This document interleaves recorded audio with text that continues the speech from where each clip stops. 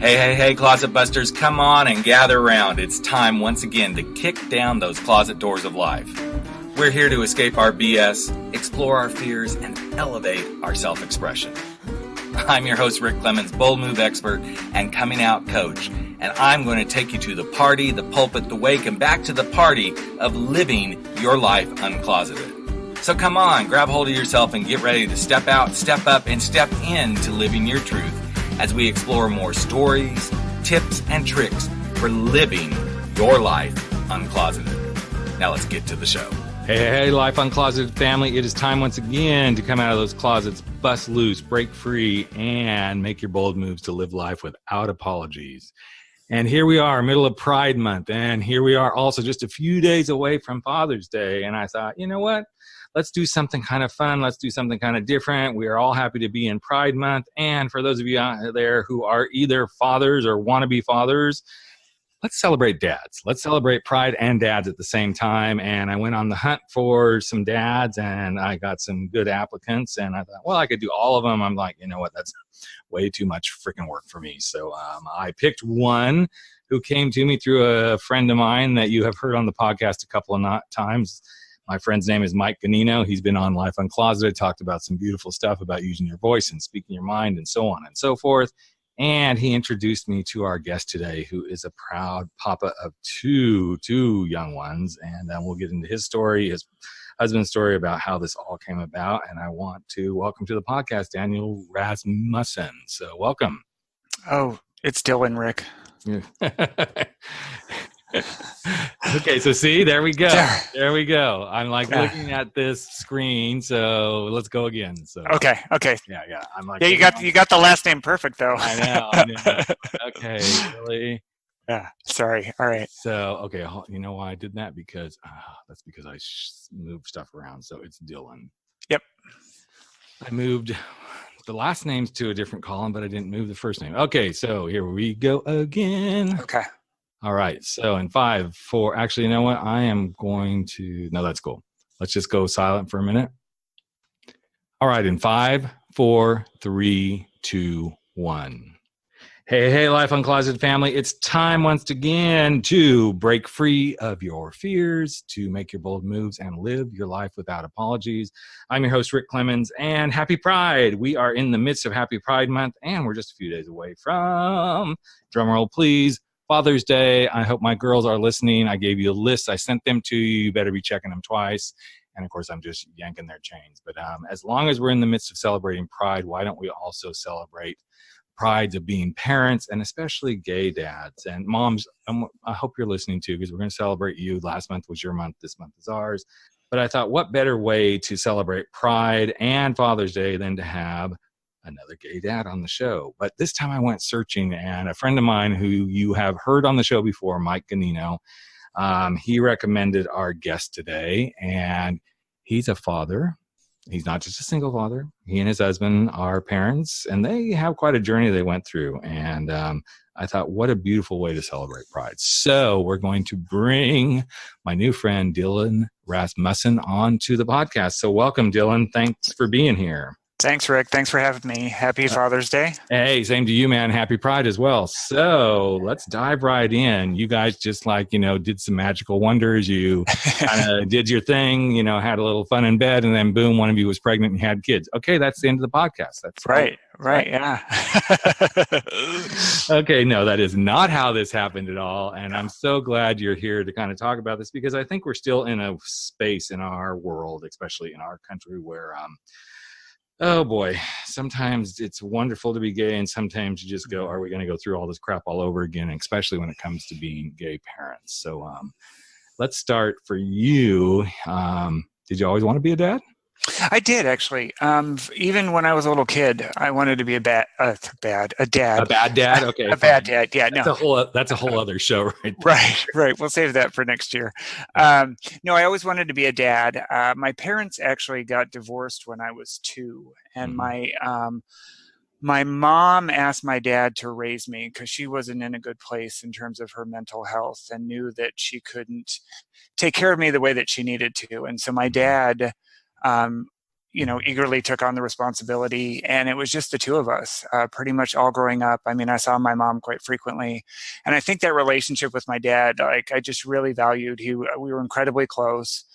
We're still incredibly close. And so I always wanted to have that experience with another, with kids of my own. And I'll tell you that one of the things that I struggled most with in coming into my own identity was this possible idea that I would not be a dad. I would not have kids of my own. Isn't that interesting? Because I think so many of us in the LGBTQ world, a lot of us struggle with that. And it's so, I mean, at the time, I mean, I'm 55 years old. I'm soon going to be 56. And I do remember that was one of my first thoughts, like, okay, if I'm gay, there's no way I'll ever never have kids. I wasn't like, wanting them per se, but the thought was there of, okay, if I ever did want them.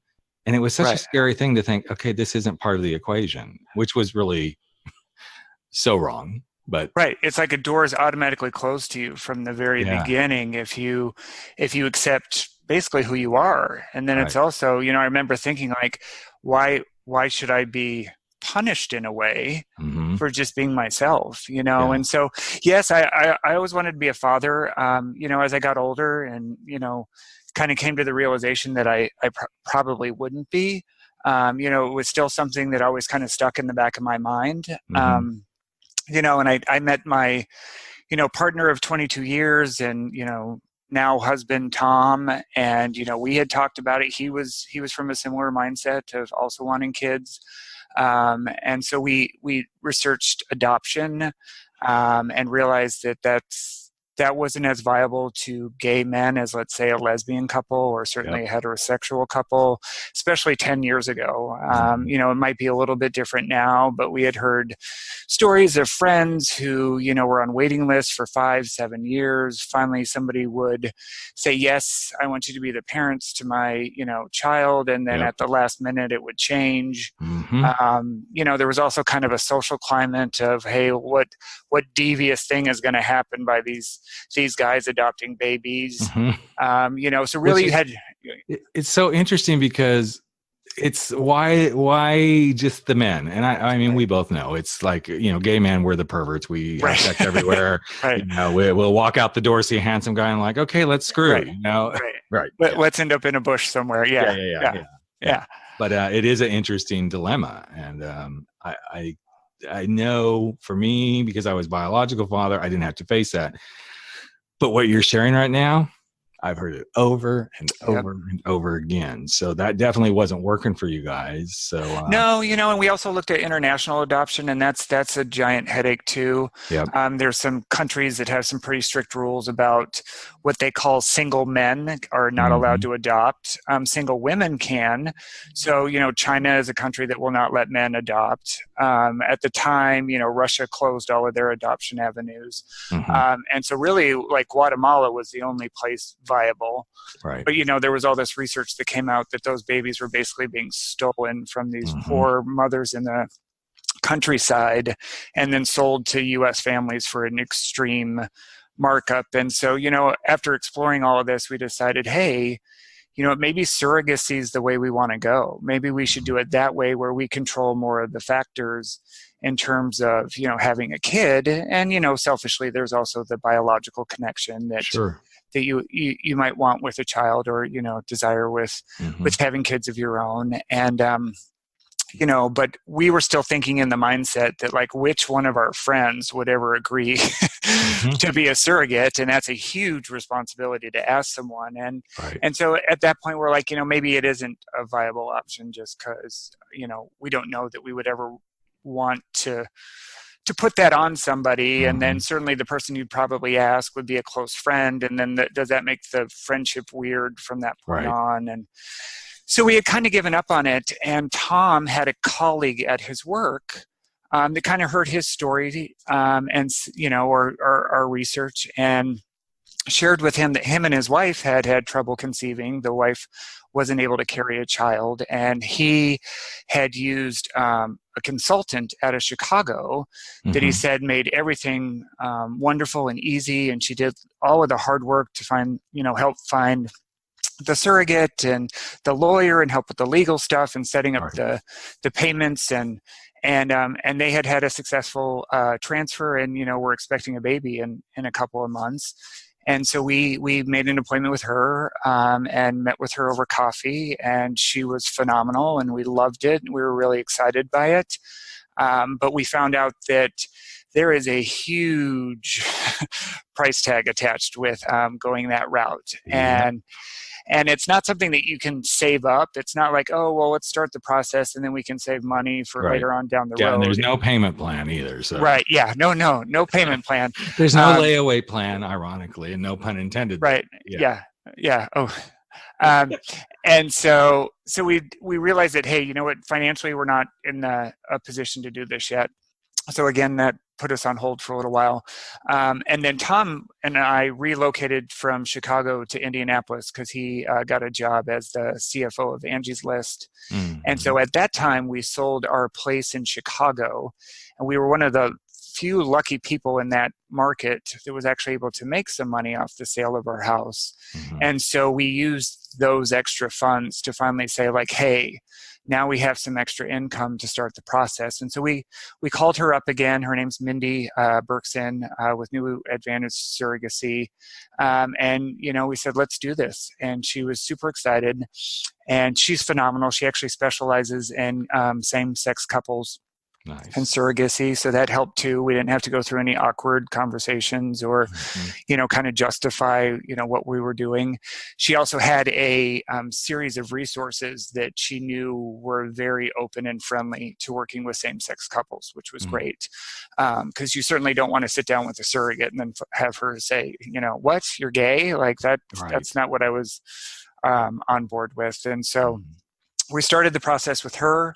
One of the big things that we wanted when we were looking for the surrogate was to find one in the state of Illinois, or a state like Illinois, that would allow both of us to be on the birth certificate when the baby was born. A lot of states out there will not let same-sex couples both parents be on the birth certificate. It has to be one, and then the other one has to the other one has to adopt, which requires a home visit, court supervised counseling, and then an official adoption, which neither one of us wanted.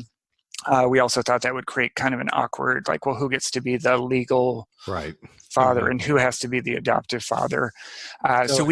It's interesting here as you're talking, because I want to just make sure, and I know my audience fairly well, but I think because of this story, if you all just step back for a moment here and think about everything that Dylan has said so far, and if you happen to be heterosexual, and if you happen to be a biological parent, I want you to look at the checklist and go, no, I didn't have to do any of this.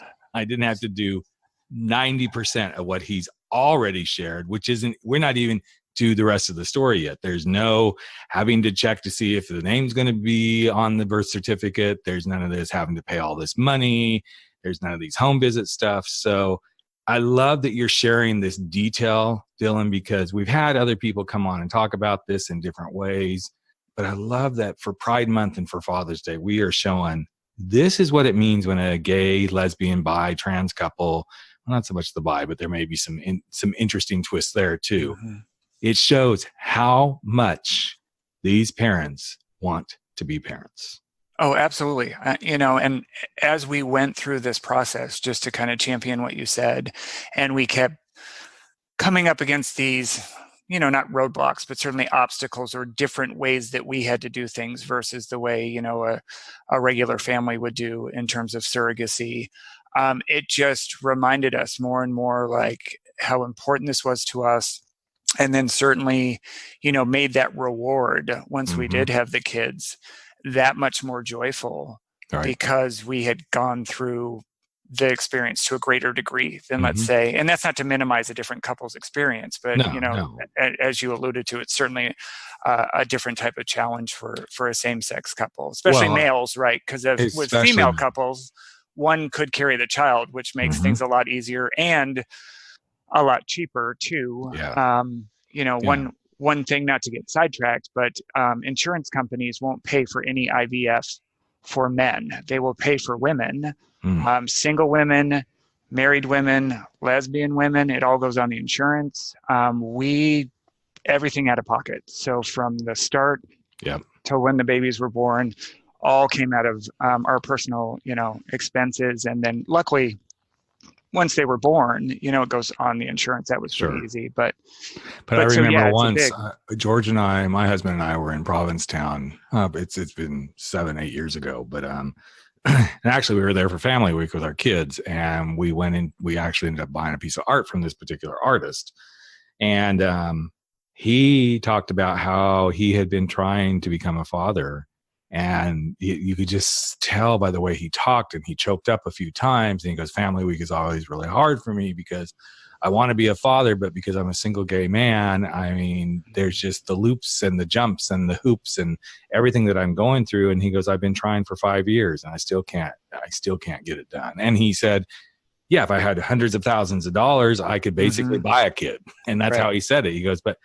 I don't want to buy parenthood. He goes, I'm not going to have to pay, but he goes, it's ridiculous what I'm going through. And again, I think it's a testament to, especially gay men, how much gay men who do not have the advantage of having the biological child, quote unquote, so to speak, because once you do surrogacy, yes, there's biological stuff that happens. But so you guys started moving towards this, and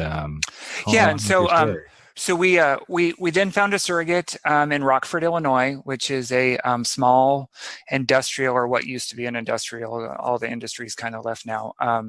City outside of Chicago. She had 2 kids of her own. One of the requirements to be a legal surrogate is that you've had kids previously, so that you don't have any, emotional attachment, or less of an emotional attachment during the pregnancy. She was about to marry her fiance, who was her high school sweetheart and also the father of the 2 kids. We were a little worried meeting him, I got to be honest. He came from a small town, religious background, military background, worked the 3rd shift at an electrical plant. So all of the, kind of whistles and warning bells of someone that might be ultra conservative.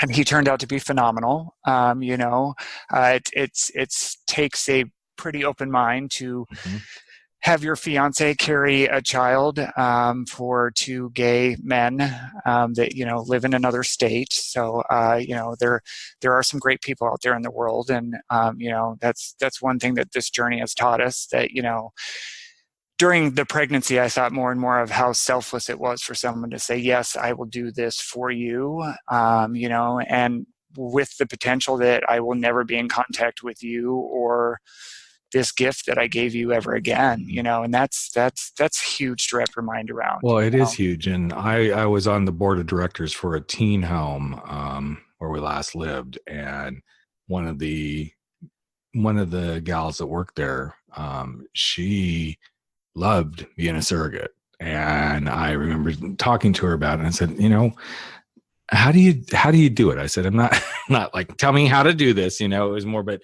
how do you in your own mind do this where you do that? She goes, for me, it's all about the joy of giving somebody else the joy of parenthood.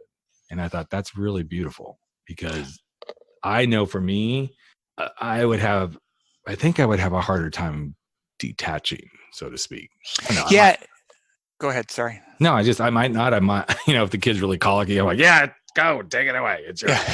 But, it's interesting and I've talked to several surrogates, and each one has their own interesting perspective, Yeah, so our surrogate, her aunt had done it, not for a gay couple, but for a couple.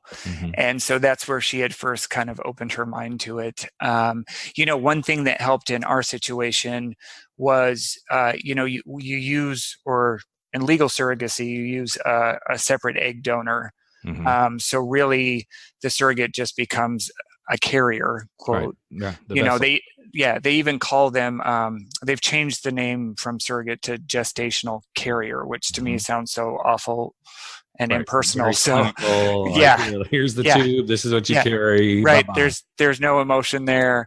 And so that helped. But I know from talking to her after the kids were born that she went through a significant, not depression in that like she couldn't get out of bed every day, but she just had like kind of this absence in her Yeah. life that she said, was really hard for her to get over, and not want to, call me every day and want to ask questions or, Mm-hmm. FaceTime. Well, and I think I would guess, and I've heard this different versions from people on the other side of the coin who are the parents. And they're like, yeah, there are moments that like we feel like maybe we should call. And then there's moments like, no, we know we need to step away. And especially when you might have created a good relationship. And, so it is all over the board. And of course, as we're speaking about this, we're giving fuel to the fire to people who are like, this is why this shouldn't happen. No, we're just being realistic about this, folks. Right. We're saying we're real about this. We know this is part of what, can happen. But it's also, when you step back, it's about bringing beautiful life into the world to people who really want to, have a beautiful life in their world that they're unable to do themselves. Right. And I think like you said, it varies to degrees in terms of interaction with surrogates. Mm-hmm. We heard stories of people that like, hey, let's do the, transfer. I'll talk to you again when you have the baby, and then we're done. Mm-hmm. And then people that, the surrogate is part of their lives and comes to family functions, and, the kids call them and so forth. And then, we kind of went more the middle of the road. We texted a lot during the pregnancy. We went to the doctor's appointments, ultrasound, so forth. After birth, though, like I've stayed in contact with her. I send her pictures every once in a while just so they can see what they look like. Mm-hmm. I'll, send her Christmas cards, text her on her birthday, that type of thing. But, I think from that point is where our relationship will stay or, will end. And not to be mean to her or say like, hey, we're not grateful for what you did, but more just for less confusion for our boys when they grow up. It's already going to be a tough story to tell, right? And so don't want to add any weird feelings around it. We'll be open and honest about it, but don't necessarily think we'll continue on with an in-depth relationship. We're not as great as when we were doing the pregnancy. So here's something that I'm curious, and of course, we're recording this. The audience can't talk back to us, but I don't know how many people have already caught on. There's two.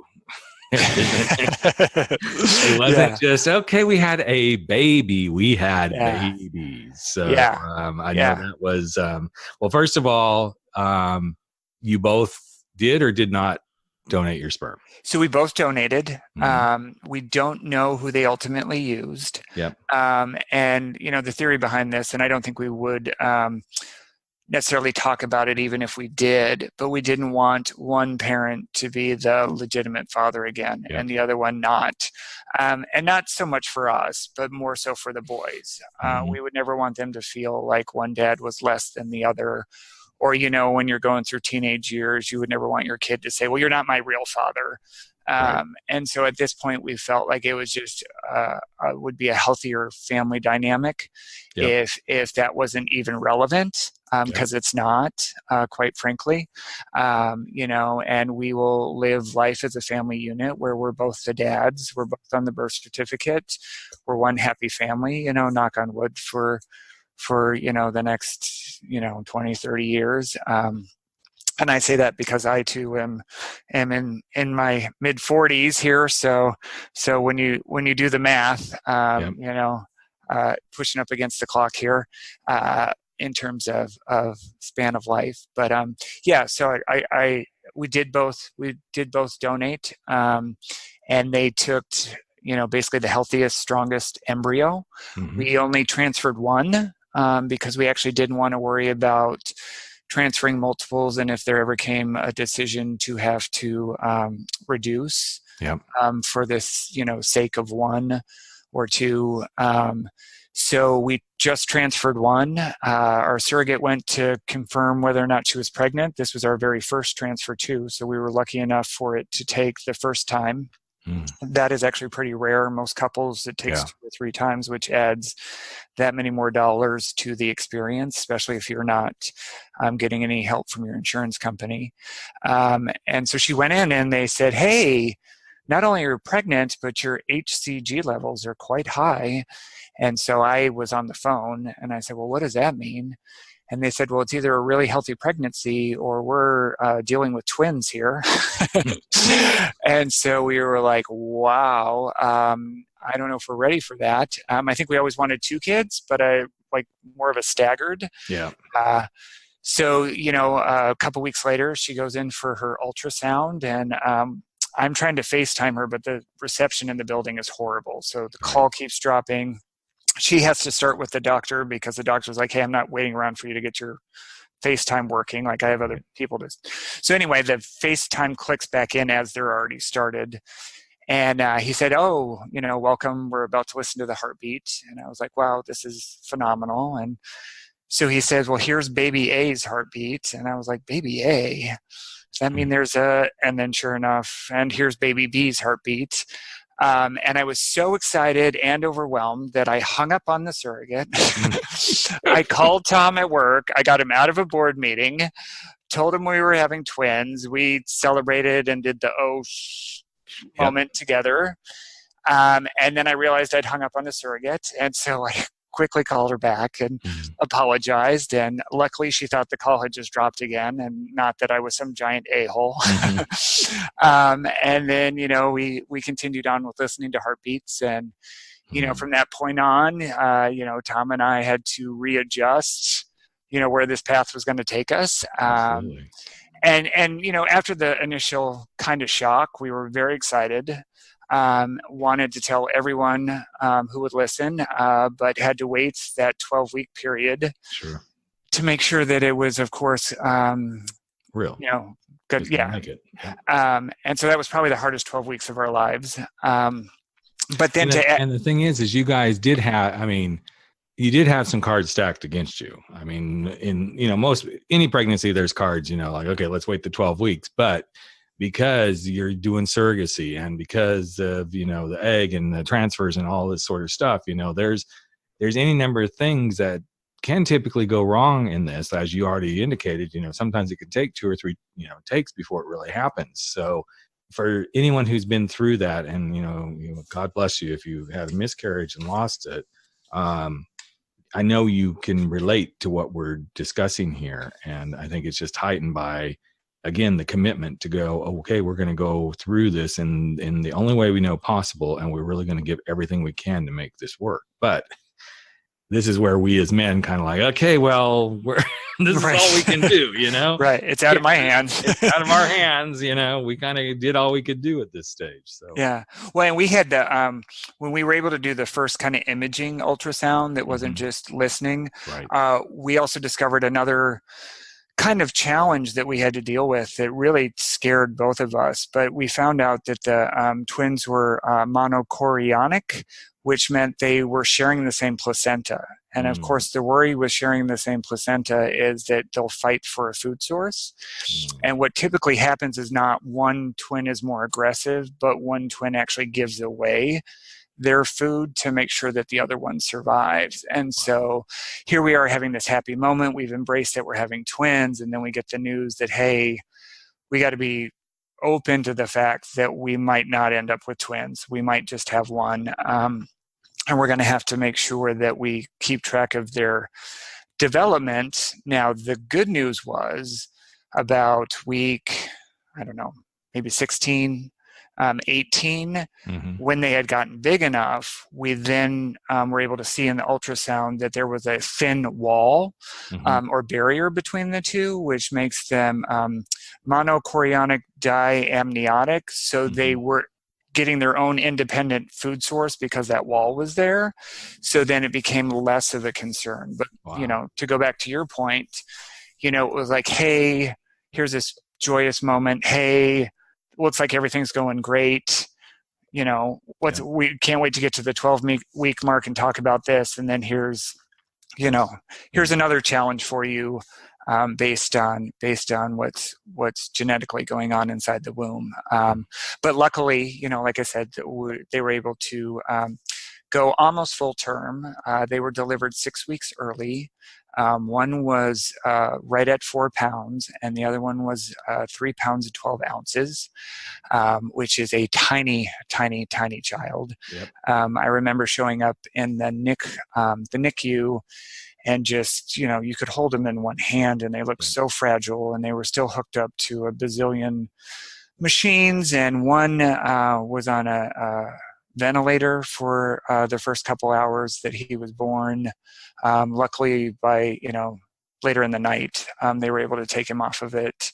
But yeah, they were just these small, super delicate creatures, that we had to take care of. And it was probably 24 hours before we got to hold them without them connected to any machines, which was still faster than most kids in that situation. So we were grateful for that. But that was also tough to have this beautiful day, and all of this excitement and joy, and then see them, so fragile in terms of their life. And, we were living in Indianapolis, and we're in Rockford for the, that's where she had the delivery, because that's where she lived. And, they ended up spending 3.5 weeks in the NIC ward, and we lived in the hospital for 3.5 weeks, which, although being in great proximity to them, was really depressing and really took its toll after a couple of weeks. It's hard to be, an energetic, positive dad when, you're living in a hospital room and eating hospital food. But we were up there every morning for their first feeding, and then we would sit with them for a while, and then we would go downstairs and have breakfast and go back up for the next feeding, and then go to the YMCA so that we could get some stress relief and some fitness, and then back there for the next feeding, and then we'd leave for lunch, and then we'd spend all afternoon holding them while they slept, or doing the skin to skin, where they lay on their chest or your chest, and then we'd do another feeding and go to dinner, and then come back and do a bath and a feeding and sit in the room until about 11 o'clock, midnight. And then we would go downstairs and go to sleep and wake up and do it all over again. And, did that for 3.5 weeks. And, I going back to your earlier point about the lengths, that not only we went to, but a lot of gay couples go to just to have kids, we ended up becoming friends with most of the nurses in the unit, and they said repeatedly, they're like, we have other families that have kids, not twins necessarily, but have kids in your situation, and they come for the 2 or 3 hours in the afternoon. They might come for an hour in the morning, and then you don't see them because they're just kind of killing time until they're able to go home. And she's like, you guys are here every day, almost 18 hours a day. At one point they were like, take the night off, go see a movie, go to dinner. Don't, you don't have to come upstairs every minute of the day. But, again, we had been on such a journey to get there. It was like, now that we're here, we want to enjoy every minute we could. And we also wanted them to know as much as they could that, hey, we're here for you. We're here for you from the beginning. We're your dads. We love you dearly. And we're going to do whatever challenge that we have to do to take care of you, because that's the responsibility we signed on for. That's what we wanted. Yeah, and I know most people get it as parents, but I want to kind of go back to something you just said about the importance of being there and taking care of yourself. It's a fine balance, because earlier in the spring, my daughter was going through a lot of stuff, and we were in and out of ERs, and I think the grand total of ER visits was somewhere around 18 to 20 times. And it was, we kind of went in for the same thing each time, but you got to be there, you know, and it is taxing. It's taxing on them. It's taxing on you. I remember at one point, my daughter actually saying, I'm just wasting everybody's time. And I'm like, no, you're not. You've got to do this, and, as a person who runs his own business, I'm grateful, obviously, to be able to okay, well, I'm dropping everything. And there were times I was sitting in there writing blog posts in the ER, and one of the nurses said to me, wow, you come prepared. I'm like, well, when you've been here as many times, unfortunately, you have the bag packed, and kind of got to know a few of them. And, they all know that I have a podcast or 2 podcasts. And so it is that space of do you take care of yourself or do you take care of your kid? And it is a balance. It's truly a balance of both, because you can't be there for them if you're not taking care of yourself. But Right. I can't imagine not being there, even in the worst case scenarios. Yes, if I didn't live as close as I did, that would be tough, but I would do whatever it took to be there, because that bond is so important, especially at the age that your boys are, to create that bond, especially in a non-traditional parenting environment, to everything you can do to just continue to show in little ways what that love looks like. So Absolutely. Absolutely. You know, I always joke around that prior to them being born, I would have told you that I had kids for selfish reasons. And, you know, the one thing that fatherhood and parenthood teaches you, and from day one, is that it's not selfish. You become so selfless because you want to give everything you have to make sure that this child, you know, has all the love and support and feels comfort and feels safe. And, you know, and so that was both a wonderful thing for me to realize and a really tough thing for me to realize. You know, when we did finally leave the hospital, they were still significantly underweight.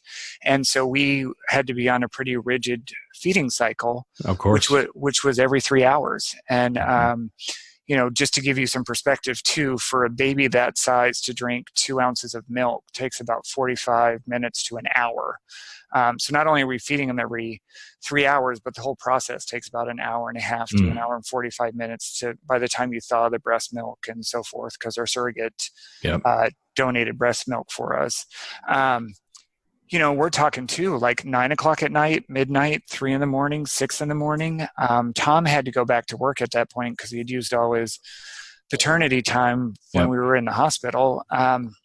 And so I slept in the boys' room. But, you know, I would get up at midnight. I would get up at 3 in the morning. I would get up at 6 in the morning. You know, I would feed them. And then by the time I'm all done, you know, especially in the overnight shifts, I'm looking at 40 minutes to be able to get any sleep before I have to wake up and do it all over again. Yeah. And so going back to your point, like, it's just, you know, it was exhausting. There were times where I was like, I don't think I could, I mean, that's a level of exhaustion that I didn't even know existed.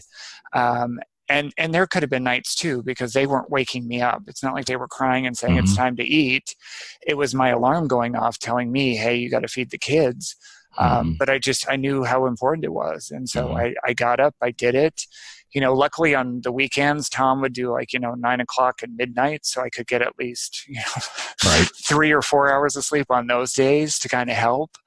But, you know, you just do it. And, you know, as you start to do it more and more, you realize how important it is. And like you said, you've been to the ER 18, 20 times and there wouldn't be a time where you would ever say, nope, not this time. You know, I mean, that's one of the awesome and amazing parts of being a parent, is it's no longer about you. It's about, you know, I think it gets back to you as they get older. And it does. And it's always an ebb and a flow, you know, and, you know, my kids are now 20 and soon actually in 24 at this point. And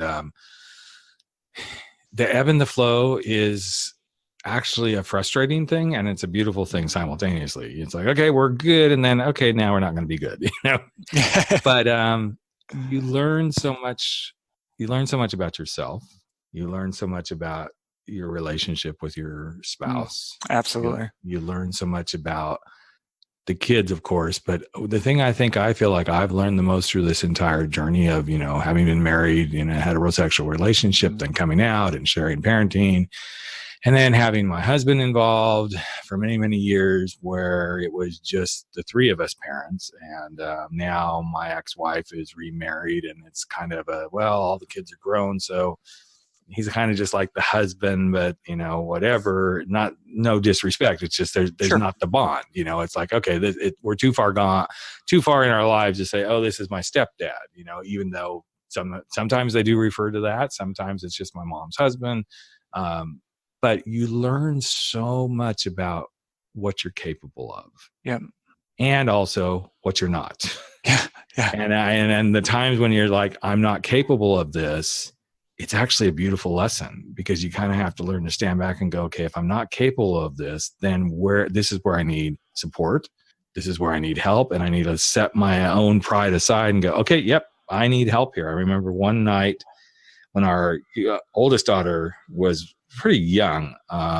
She was probably 8 or 9 months old, and she wasn't colicky, but she would get in these spaces where she'd just cry and cry and cry and cry and cry. And, you know, I was working at that time. My wife or ex-wife at that time, or my ex-wife, was still on maternity leave. And I mean, yes, that's when they still called it maternity leave. And I stood in my daughter's room and I thought, I can't do anything about this. Mm-hmm. And I even looked at her and she was like just staring up at me crying. And I'm like looking at her going, I can't do anything about this. I don't know what you want dad to do. And I don't know how many times I'm going to have to tell you, I can't do anything about this. And then when she was 14, I actually had to say the same words to her. I can't do anything about this. And it's so interesting to watch how the same exact words take on a whole new meaning as you go in the ebb and the flow. Right. You know, because that later in life thing was, I can't do anything about this other than just be here for you. I realized when I said those words to her, it actually was a flashback to when I stood in her room and said those same words. And at that point in time, I couldn't, because I didn't know what she needed. Now, when I was saying it, it was like, I can't do anything about this other than truly be here for you. Right. You're going to have to walk through this. You're going to have to do. And so it is very interesting to watch this happen. And so the boys are now how old? Well, they just turned 2. Okay.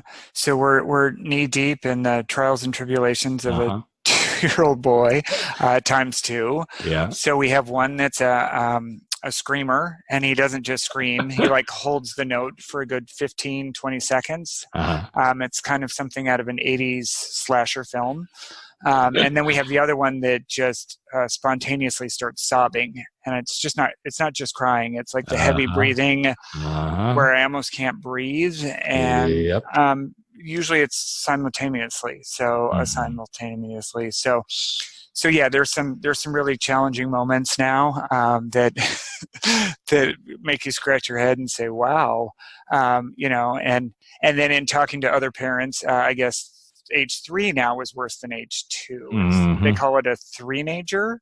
So it's a really independent kid who needs to be validated, but has an attitude problem with you all the time. So all the time, you know, so I guess what I thought would be a respite after 2, I have a whole another phase to look forward to. Oh, you have a whole lot of other phases to look forward to. So. Yeah. Which I know people, it always used to irritate me when people would say stuff like that to me. And I hate it when I say it, but I always like to say, you've got so many cool new adventures coming your way. Right. You know? That's a much better way to say it than the other way. And they are cool because it teaches you about yourself. I mean, if I could replay so many moments now where I am at, and even in most currently, you know, because they still need you. You know, it's so interesting how the needs change, you know, but they are cool adventures. And well, and I love that you said that, because in sharing stories after the kids were born with people that don't have kids, and a lot of my friends, you know, I was trying to get that exact point across, that, you know, there were so many days where, like, being a dad, like, the kids exposed all of my weaknesses, you know, and just thinking at the end of the day, like, hey, I really need to evaluate, like, what I used to think was important, or how I handle a situation, or, you know, and then the level of exhaustion with it was like, well, how am I ever supposed to do better when I'm so tired? And but you're right, like, beautiful moments come out of that. Like, it taught me a lot about myself and what I needed to do differently, you know, and I think we all want to take the great things that our parents instilled in us and change the things that maybe didn't work well with our parents. And, you know, so I agree with you, you know, and I think that's so important for other people to realize when you're a parent, that there are going to be nights where you go to bed feeling like, I'm probably the worst parent in the world. And you're not, of course, like, nothing catastrophic has happened, but it's just such an emotional journey, you know, and so, like, forgiveness is such a big piece of that, you know, because I know that I have, you know, a lifetime of mistakes that are probably going to happen as a parent. I just hope they're, you know, not detrimental to the kids' overall development or happiness, Dylan, or, you know, Quite honestly, Dylan, if you don't we're all going to call you bitch. So Right. it's going to be like, fuck you, bitch. You, well, Right. what you're doing, but Right. Well deserved. Yes. yeah, Well deserved. exactly. But, Yeah. you know, and so it's such a great conversation to have during the middle of Pride Month. And, you know, I'm sitting here watching the clock going, okay, I'm going to let us keep talking because he's done an amazing job of he's either got those boys completely sedated right now or they knew, okay, dad's got something to do and Right. we're going to let dad do it. But, so Yeah. I'm so glad you took the time out to like share your story, number one, and be a mirror to people who are like, okay, we're going to go do this. And yes, it's scary. And yes, it's a challenge, and all of this layered on top of the fact of being single gay men, so to speak, or married couple and going forward with this. You can do what you want to do. You just got to truly commit to it. And it is a commitment being a parent, no matter what your sexuality, gender orientation, any of that. But I think there is a special space for the LGBTQ community who choose to be parents and who really not only choose, but fight to be parents, and especially in today's world. So, well, and just to add to that, I think it's also important too, as I've been a dad now and I'm out in public with 2 kids and my husband, and we just went on a vacation. The one thing that I really value in our family unit, beyond our family unit, is to see the kids of other families and the teenagers of other families see us, react to us. And I think mm-hmm. that is so important too, Yep. because I can tell you growing up, I didn't have any, you know, exposure to any of those mm-hmm. positive gay examples and role models. And, right. and so, you know, I'll deal with the mom giving me the dirty look, you know, on the airplane, because I know that her kid sitting next to her is seeing something that will open his mind, regardless of whether or not he's gay, right. But will open his mind to just a better environment mm-hmm. to live in, you know. And so I think that that's an indirect positive also Absolutely. too, of us being a family and being out in public, is just to give those kids out there, or like you said, other adults out there, just mm-hmm. the confidence to know, hey, I can do this if I want to, and if I don't, right. look at that, look at how great that is to see. So, and it always is a reflection of, you know, what is possible to the world. You know, to wrap this up, it's kind of I remember the first time that we experienced, I wouldn't say discrimination, but definitely, you know, bristled some people's fur on the back of their neck. And our daughters were probably 9 and 5, maybe somewhere in there. They're about 4 years apart. So, and I remember not even thinking twice about it, but then checking into a hotel with girls that age and 2 men. Oh yeah.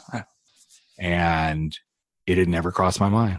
That had never, you know, because we're a family. This is what we do. We get a room with 2 beds. Right. You know, the dads sleep together, the girls sleep together, and it's like, wow. And so, you know, it's interesting. But then as I got older, it even got even more interesting. Sure. Because even, you know, up until, you know, well, there, even in the last probably 3-4 years, there's been a couple of times that we've all actually, last summer, we all stayed in the same hotel room for a conference.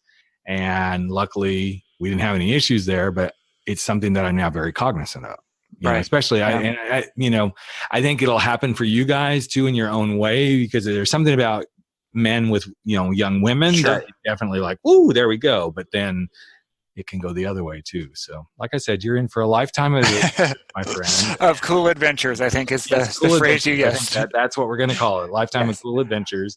And as long as each time something really happens, you can go, okay, but Rick said this is just a lifetime of cool adventures. So I'll hear your voice in my head. Exactly. Well, again, thanks, man. And thank you boys for like, you know, being quiet, staying asleep, you know, not that I cared. But it's awesome, man. And thanks for sharing Father's Day and Pride with us. Well, thanks for having me. And again, happy Father's Day to you. Same to you, my friend. Thanks so much. All right. Bye-bye.